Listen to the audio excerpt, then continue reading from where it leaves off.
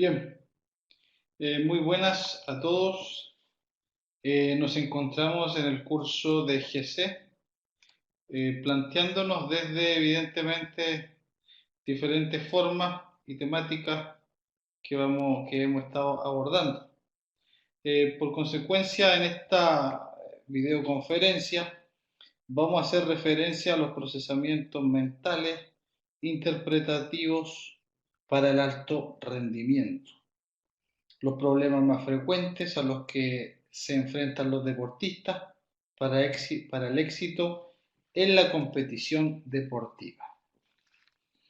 Bien, eh, en realidad uno de los problemas más graves es primero entender qué es el alto rendimiento y cómo se interpreta. Evidentemente, y muchas veces en diferentes entrenadores no comprenden el concepto propiamente dicho y piensan que porque entrenan 3 veces a la semana o todos los días durante un periodo de 2 años, son parte de la etiqueta del alto rendimiento. Bueno, cuestión altamente debatible en el mundo teórico y que en definitiva sustenta después la problemática constante digamos, desde la interpretación. Por consiguiente, teóricos mencionan que el alto rendimiento se llega en un proceso temporal que tiene que ver con 6 años de entrenamiento diario, ¿verdad? Cuando hablo diario, hablo que 360 días al día, o sea, perdón, al año, debieran ser parte de un año de un sujeto mínimo que entrena alto rendimiento y que si eso lo multiplicamos por 6 años, 6 por 3, 18, estamos hablando de 1800 días, supongamos 2000 días de entrenamiento para etiquetarse como un deportista de alto rendimiento. Pero obviamente ese indicador temporal no solamente sustenta la problemática de comprender lo que es alto rendimiento, tiene que ver con un concepto muy nombrado, pero que en realidad tiene muy poca importancia y que es que banalmente pensamos que el alto rendimiento tiene que ser generado solamente por, digamos, un entrenador. Y en la práctica requiere de un fenómeno de desarrollo humano tan relevante que engloba obviamente el concepto de interdisciplinariedad. Y los procesos de interdisciplinariedad tienen que ver no tan solo por pensar en que el entrenador es capaz de solventar la problemática casi como un todólogo, sino que tiene que ver que no fue necesaria solamente la orientación científica desde una perspectiva al punto de que se llevó a entender que demás ciencia y demás profesionales interdisciplinarios generaban un mayor concentrado de conocimiento para finalmente la toma de decisiones de mejor manera. Esto en realidad tiene un solvente muy evidente en el mundo académico, pero también en los procesos de alto rendimiento. Es decir, sin el concepto de inter o multidisciplinaridad, es evidente que no podemos, digamos, generar un proceso llamado alto rendimiento.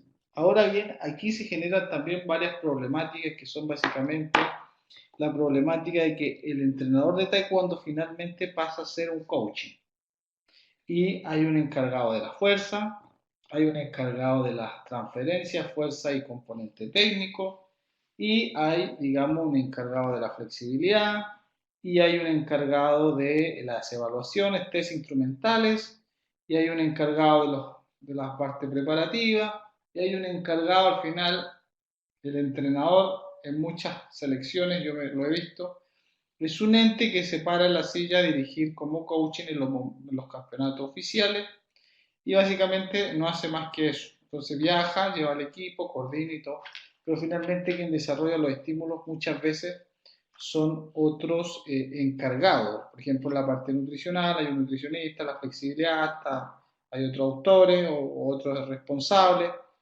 Y bueno, se forma el equipo interdisciplinario que en realidad de todo eso se genera algo, obviamente, pero pienso yo que también hay que ser consciente en que el entrenador o responsable del equipo de la administración de los estímulos para el alto rendimiento tiene que tener conocimiento de todo, es decir, quien, a mi parecer, tiene que tener la potestad indispensable para diagramar y para tomar decisiones y delegar es el entrenador.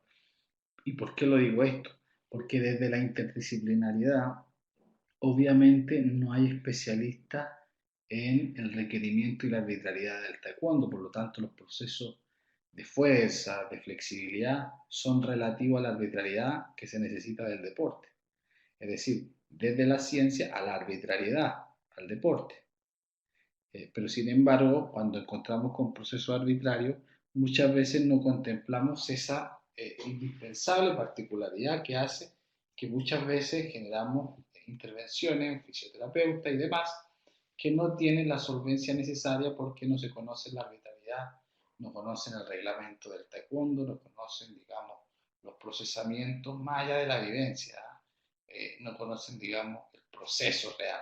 O sea, son parte de un proceso interdisciplinario necesario, pero es muy necesario que el entrenador tenga una presencia fundamental en la diagramación de los procesamientos que van generando el equipo multidisciplinario o la interdisciplinaridad.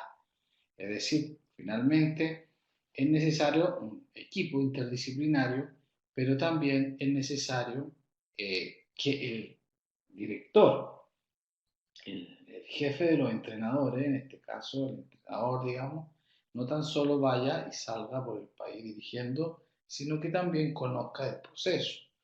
Por eso es que, digamos, nos encontramos con una problemática inmensa cuando existen entrenadores que no han pasado por la academia universitaria o no tienen los conocimientos relevantes del tema y dejan en manos de otras personas muchos procesos. A mi entender, no pasa por apoyar prácticamente el ser todólogo, estar en todas, pero sí supervisar con ojo clínico, experto, científico, los procesamientos que desde la interdisciplinaridad se van generando. Por consiguiente, la problemática es cuándo es alto rendimiento y eso requiere de un solvente evidentemente institucional. Cuando digo institucional hablo de las políticas públicas que apoyan esta variable y esta vertiente en los deportistas y que nacen desde un proceso finalmente político, pero que tiene una raíz muy, valga la redundancia, enraizada en el proceso educativo formativo. Porque como decía Yuri Vergochanki, la educación, o sea, perdón, el deporte, ante todo es un proceso educativo. Y eso significa que hay que tener una ética profesional, una moral, un proceso educativo en donde se conozcan las didácticas, las metodologías, cómo se articulan ciertos procesamientos desde campeonatos preparatorios hasta campeonatos fundamentales, desde la interdisciplinaridad, los procesos de investigación que son altamente relevantes en el mundo del alto rendimiento y poco incursionado a la fecha, por lo menos en Latinoamérica. Cuestión que obviamente es muy requerible, o sea, cuando yo digo siempre se le ha ganado a los que se le ha ganado y se ha perdido siempre con los que se ha perdido. Eso quiere decir que no hemos hecho nada sustancialmente distinto que de manera elemental genere cambios en la estructuración de los procesos. Y la investigación obviamente es fundamental en el área del alto rendimiento porque prevé, predice, ocupa las tres pre, prevenir, predecir y preactuar. Es decir, se generan datos, no necesariamente que sean publicados, se generan datos sustanciales para finalmente la toma de decisiones. Y los problemas más frecuentes en alto rendimiento se generan, además del entrenamiento fantasma, que lo abordaremos a continuación, se generan básicamente las políticas públicas que cada país tiene y la inversión estatal que cada país va desarrollando. Es decir, con una cantidad promedio de 17 millones de habitantes en Chile y con una cantidad promedio de 50 millones de habitantes en Colombia, La perspectiva es que se podría pensar que en Colombia debieran invertir más en deporte, pero sin embargo invierten la misma plata que invierten en Chile teniendo una mayor población y obviamente una mayor necesidad.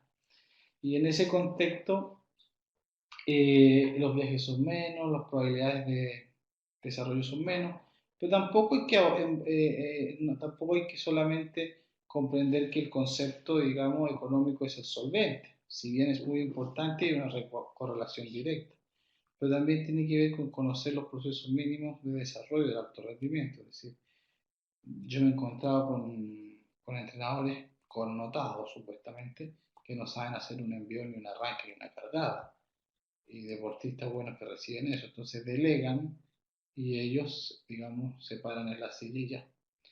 Entonces es complejo llevar o entender el proceso de buena manera porque requiere de mucha experticia y mucha reflexión y experiencia. Y la experiencia no es haber pasado 20.000 veces por 20.000 deportistas y haberle hecho clases, no, es haber reflexionado durante ese proceso. Es decir, no pasa por la edad de tener más experiencia, pasa por la cantidad de veces que reflexionaste sobre esa experiencia.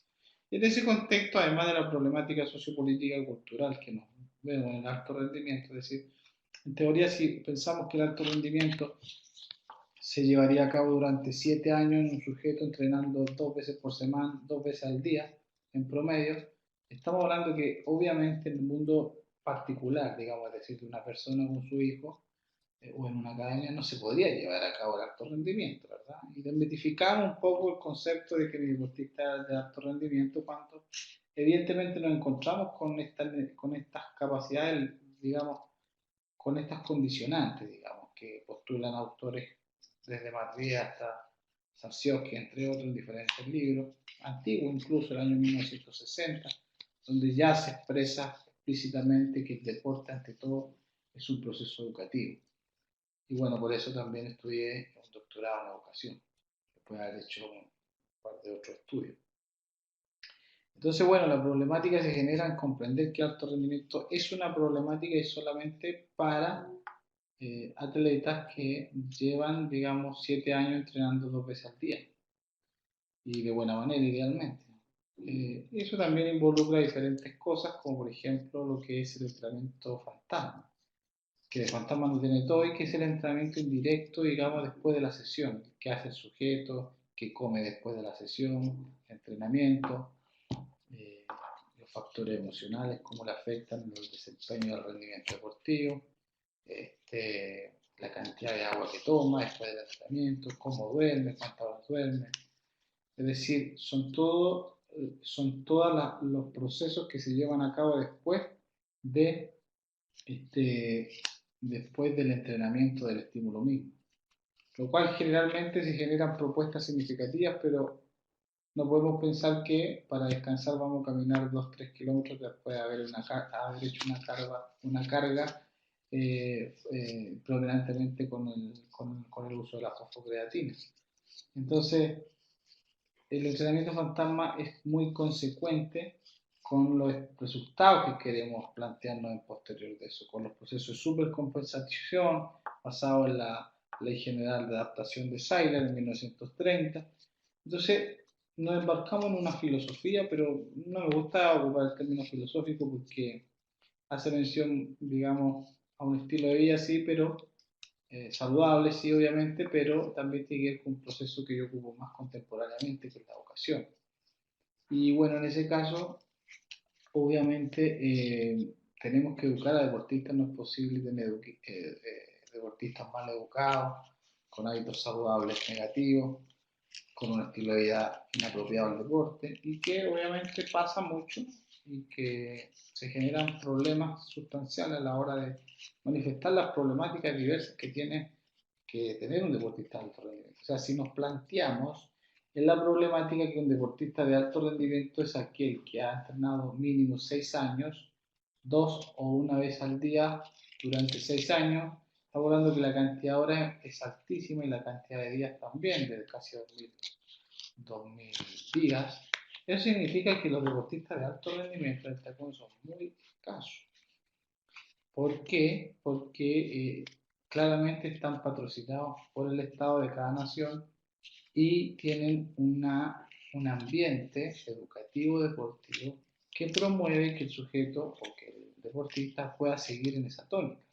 Recuerdo comentarios de Sebastián Krizmanich, el argentino que ganó medalla de oro en Londres, que decía, bueno, esta medalla, la medalla de Londres se la debo, es parte de mis padres, mis hermanos, mi familia y yo.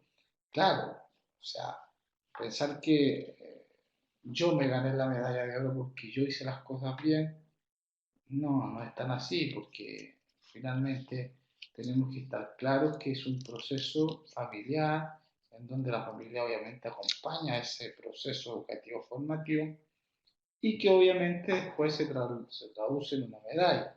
Es decir, no hay una receta para la medalla de oro, no hay un método. Eso es falso, nefasto. Es pensar de manera muy ilusa que hay una forma y que la responsabilidad es, no, tampoco. Hay variables genéticas, epigenéticas, hay variables socioculturales, hay conceptos familiares. Es el más importante finalmente. Entonces, cuando se genera un campeón olímpico, no es que se genere desde su propio esfuerzo, autónomamente, no. Es un proceso familiar, social, político, económico, ¿verdad? Cultural, que involucra todo este procesamiento que finalmente concluye en un deportista de alto rendimiento. Bien, entonces la próxima presentación dice, bueno, el análisis mental interpretativo para alto rendimiento. Hay obviamente diferentes variables que se correlacionan para un modelo de predisposición a la alta competencia. Evidentemente nos encontramos con el factor emocional, que tiene una relación familiar notable a la hora de que se pueda generar un ambiente, una predisposición para el desarrollo del niño, desde el niño hasta el adolescente y después el adulto en el deporte.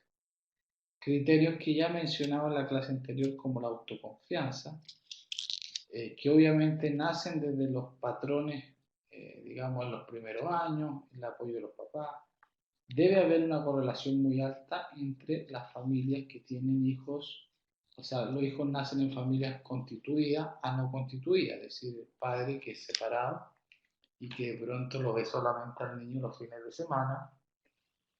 Ahí deben haber, no estoy 100% seguro, pero creo que debiera responder a la lógica, debe haber un concepto de autoconfianza distinto y de procesamiento mental distinto, porque el apoyo familiar es muy importante para el proceso educativo deportivo.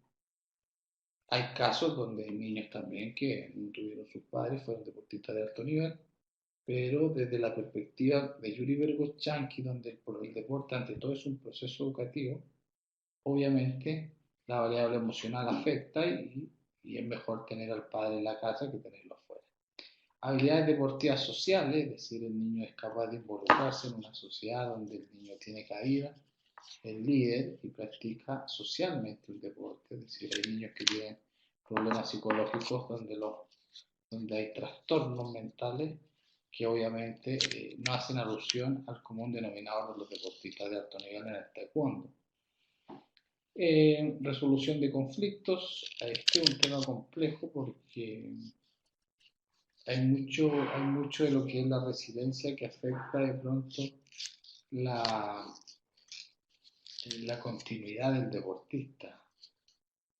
La verdad es que es muy complejo mantener un procesamiento de éxito en el deporte.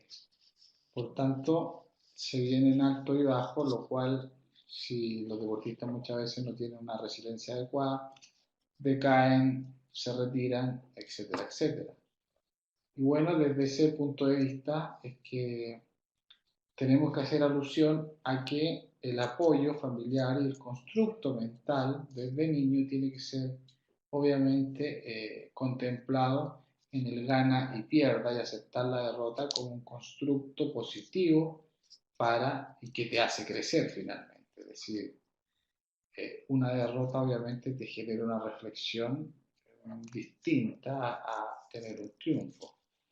Y en ese caso, bueno, nos encontramos con diferentes situaciones internacionales, como la resiliencia que poco tuvo el cubano, creo que en la Olimpiada 2000, sí, 2000 si no me equivoco, cuando le tiro una patada, digamos, una técnica al árbitro. Entonces hay situaciones muy complejas que hay que saber, digamos, desarrollar en el análisis interpretativo para el alto rendimiento.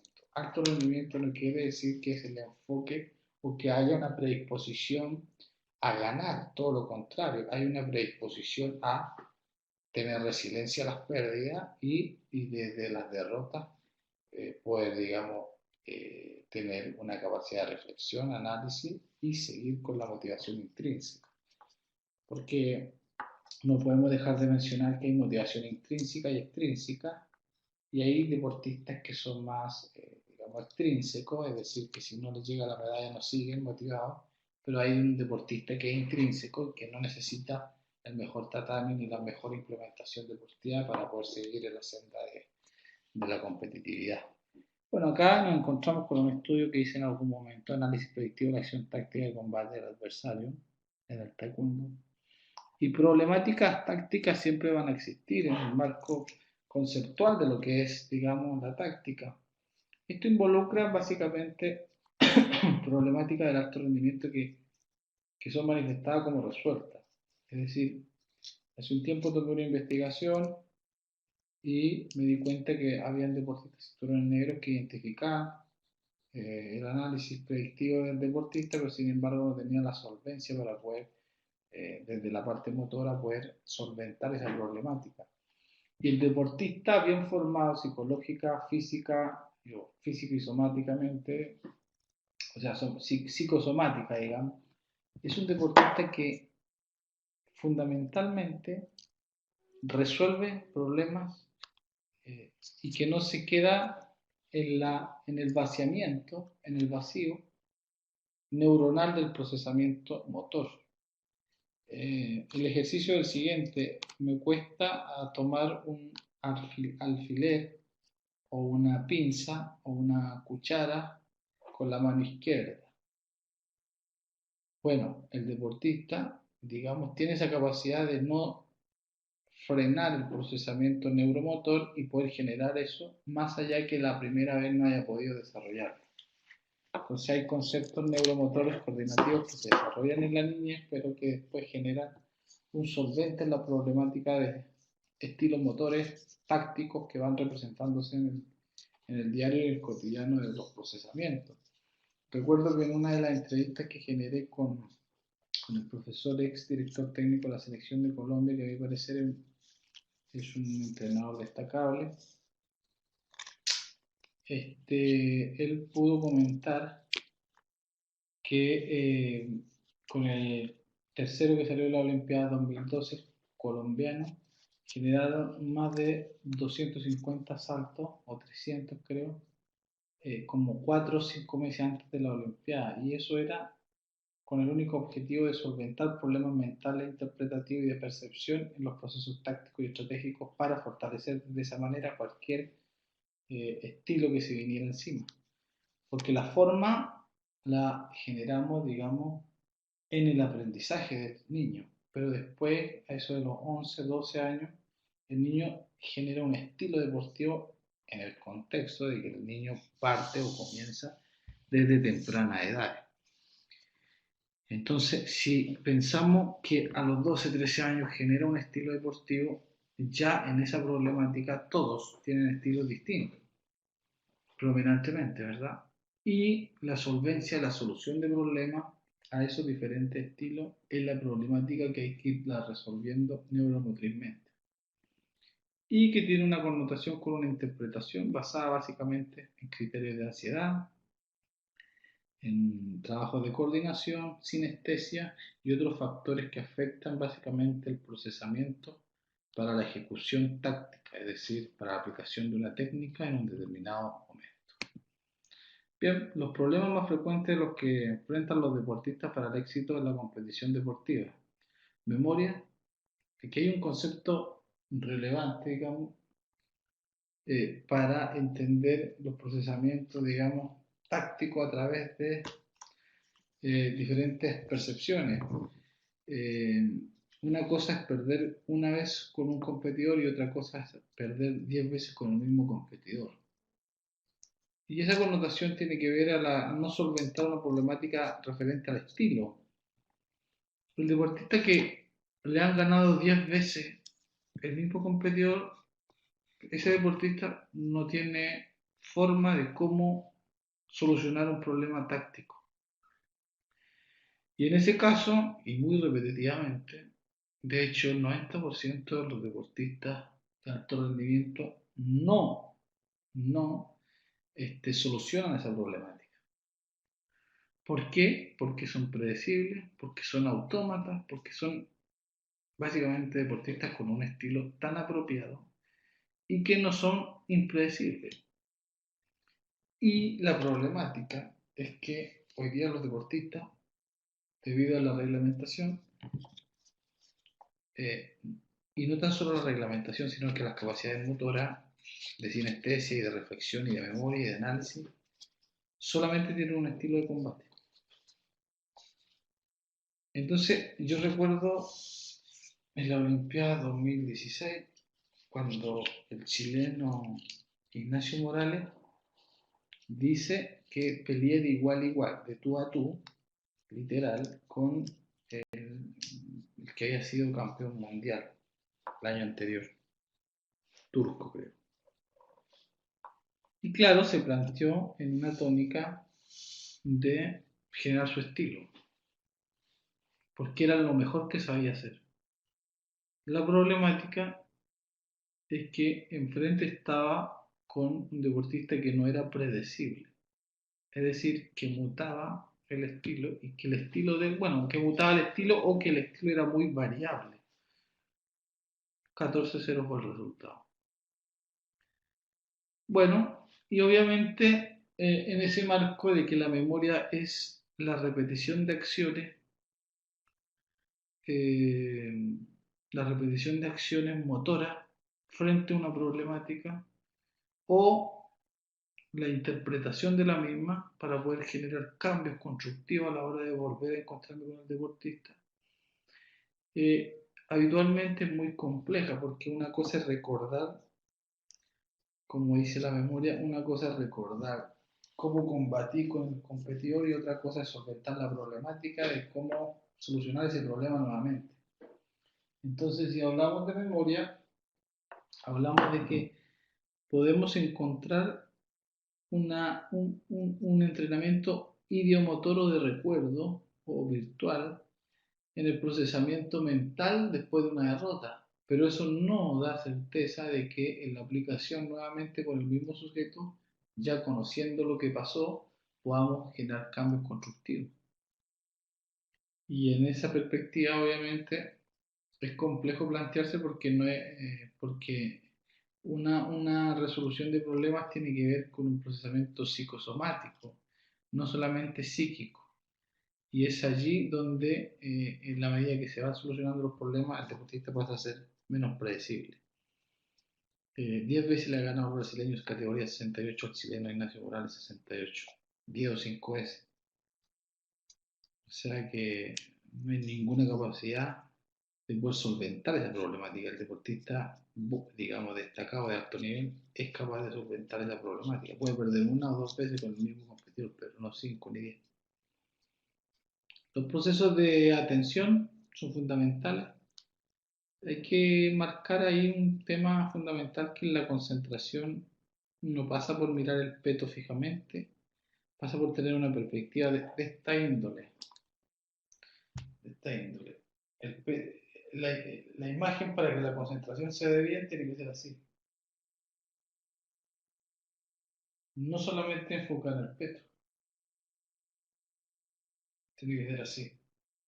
Y eso tiene que ver con que la perspectiva del mundo donde ve, eh, que donde está, digamos, es mucho más amplia y de esa forma puede tomar mejores decisiones heteroespaciales.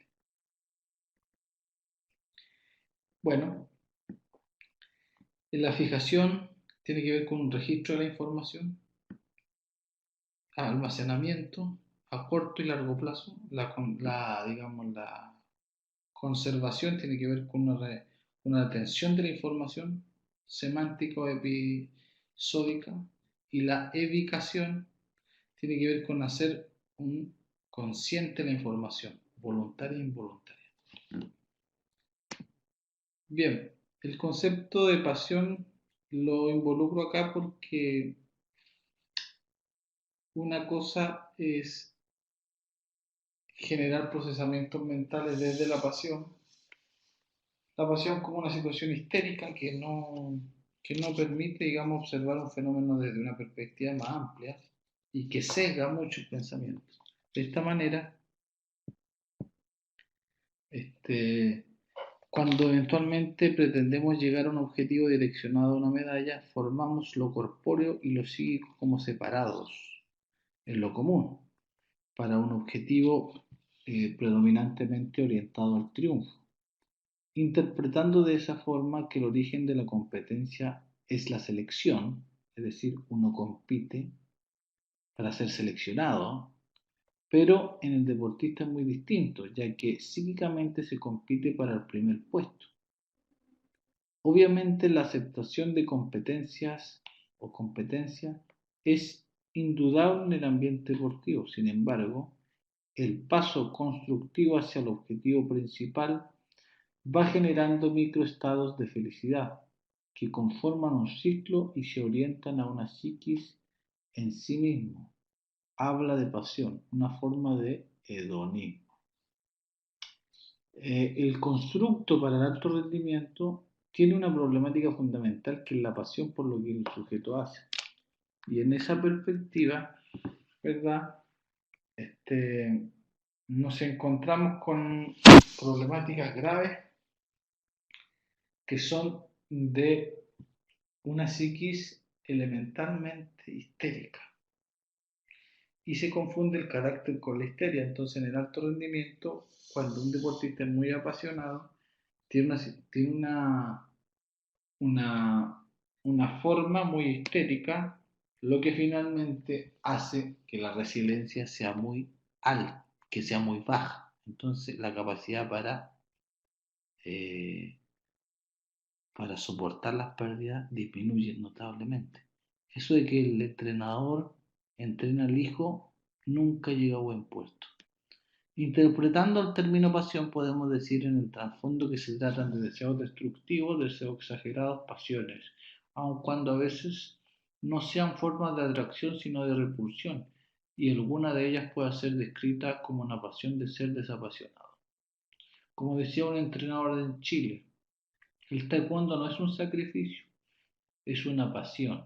Tiene sentido debido a que las microsensaciones en las que repercute la sesión deportiva son en su mayoría liberación de endorfina. Consecuentemente, dando un paso más allá, podemos preguntarnos, ¿es una forma hedonista de formar la psiquis más allá de la resiliencia que conllevan los tropiezos para alcanzar la meta? En realidad, debemos intercambiar algunos conceptos que en la modernidad nos etiquetan hacia la presea. El concepto de psiquis más saludable que no pierde el objetivo. Luego entendemos mejor que cuando se va a practicar deporte de alta competencia, debe ser un proceso educativo dirigido por el profesional, de tal manera que debemos salvaguardar de manera de percibir, pensar, dudar y reflexionar en entorno educativo deportivo, enfatizando que la práctica recaiga en sensaciones y percepciones que se ajusten éticamente desde lo ontológico. Un tópico fundamental que es necesario desmitificar es la búsqueda insaciable de la habilidad fundamental, método, fórmula o receta que permita al deportista estar en el podio olímpico o mundial. Es necesario comentar que definitivamente en sí mismo no existe. Aquí termino. En cierta medida, no depende de su totalidad del deportista, tampoco del entrenador o del profesor. Y en este caso, quiero comentar que cuando digo no depende, ¿verdad? No depende, en cierta medida no depende ni del deportista, tampoco del entrenador, porque finalmente el entrenador, adiestrador, como sinónimo de la Real Academia Española, o el docente, finalmente no enseña, el docente no enseña nada.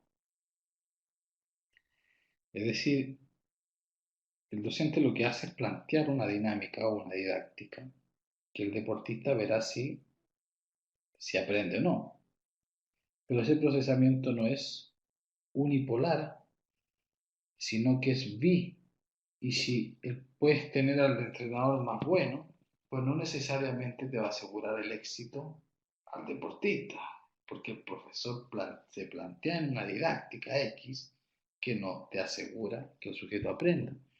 Por consiguiente, dice, en cierta medida no depende de la totalidad del deportista, tampoco del entrenador o profesor, más bien de las circunstancias externas que lo implican, sean estas familiares, apoyo de políticas públicas, deportivas, entre otras. Con esto quiero dar a entender que por años la valoración de una presea se ha hecho propia a través de la simbología y se valora personalmente, es decir, el sujeto se atribuye ese logro apropiando el galardón al deportista que lo obtuvo. Así como el deportista se apropia de la presea, el entrenador se apropia del deportista y no todos los agentes que participan en este proceso. Debemos comprender que existen múltiples factores al momento de la consecuencia de una medalla en este sentido. Es decir, en este sentido, digamos, no podemos apropiarnos ni adjudicarnos una presea. ¿Por qué? Porque básicamente depende de factores externos predominantemente familiares y del apoyo económico. Y cuando hablo del apoyo familiar, hablo básicamente de que lo fundamentales son las emociones para la constitución del ser humano y que pueda seguir en la práctica del mismo. Por eso que es fundamental la familia en los conceptos del alto rendimiento y la problemática mayor de la misma es la misma. Por consiguiente, quiero recalcar que si nos planteamos la tónica de pensar en el alto rendimiento, tenemos que elegir bien a las familias que están involucradas en el contexto educativo deportivo y que por lo demás desecho todo concepto y etiqueta de entrenamiento, ya que más que entrenamiento, proceso pedagógico didáctico o didácticas pedagógicas. ¿Por qué? Porque finalmente nacen desde una connotación en donde la problemática del alto rendimiento, porque finalmente el alto rendimiento es una problemática, tenemos que resolverla en la medida que va pasando el tiempo y para ello tenemos que plantearnos en ciertas caracterizaciones que promuevan esa conducta de 7 años y de muchas horas durante esos 7 años. Seguiremos con el tema. Te mando un saludo, Guillermo Sáez.